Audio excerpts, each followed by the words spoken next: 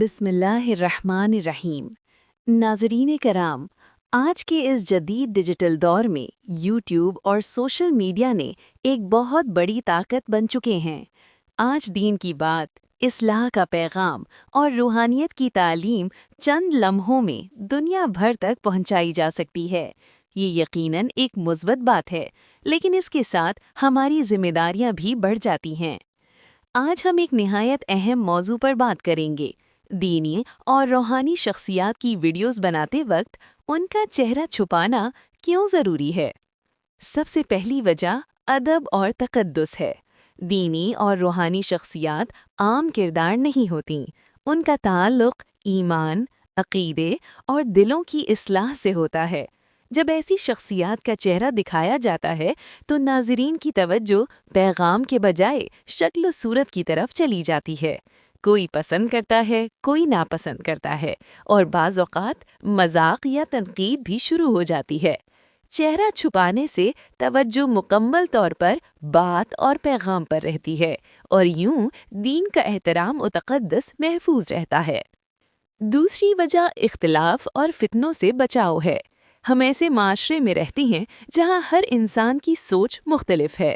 اگر کسی دینی یا روحانی شخصیت کا چہرہ دکھایا جائے تو اس پر غیر ضروری تبصرے، منفی رائے اور اختلاف پیدا ہو سکتا ہے۔ یہ اختلاف آہستہ آہستہ بحث اور فتنہ بن جاتا ہے، جس سے دین کے اصل پیغام کو نقصان پہنچتا ہے۔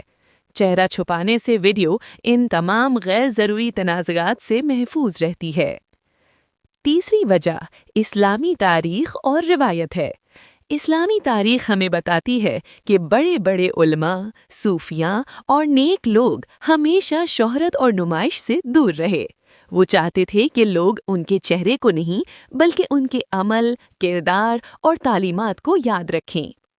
چہرہ چھپانا عاجزی، اخلاص اور ریاکاری سے بچنے کی علامت ہے، اور یہی اسلامی روح کے زیادہ قریب ہے۔ چوتھی اور بڑی وجہ غلط نمائندگی اور کنفیوژن ہے۔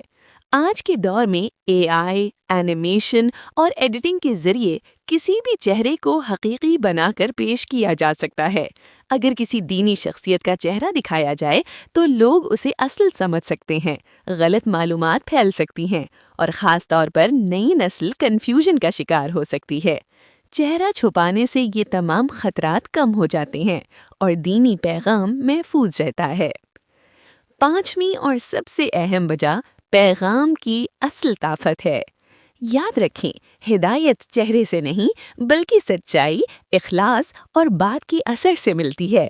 اگر الفاظ میں وزن ہو، نیت خالص ہو اور مقصد اصلاح ہو تو بغیر چہرے کے بھی پیغام سیدھا دل تک پہنچتا ہے۔ اصل کامیابی یہی ہے کہ بات دلوں میں اتر جائے۔ آخر میں ناظرین کرام، دینی اور روحانی شخصیات کی ویڈیوز بناتے وقت ان کا چہرہ چھپانا ادب بھی ہے، احتیاط بھی ہے اور دانائی بھی ہے۔ اگر ہمارا مقصد شہرت حاصل کرنا نہیں بلکہ اصلاح کرنا ہے، اگر ہمارا مقصد دکھاوا نہیں بلکہ ہدایت ہے، تو ہمیں ہر وہ طریقہ اختیار کرنا چاہیے جو دین کے احترام اور تقدس کو قائم رکھے۔ اللہ تعالی ہمیں خالص نیت کے ساتھ حق بات کہنے، سننے اور پھیلانے کی توفیق عطا فرمائے۔ آمین۔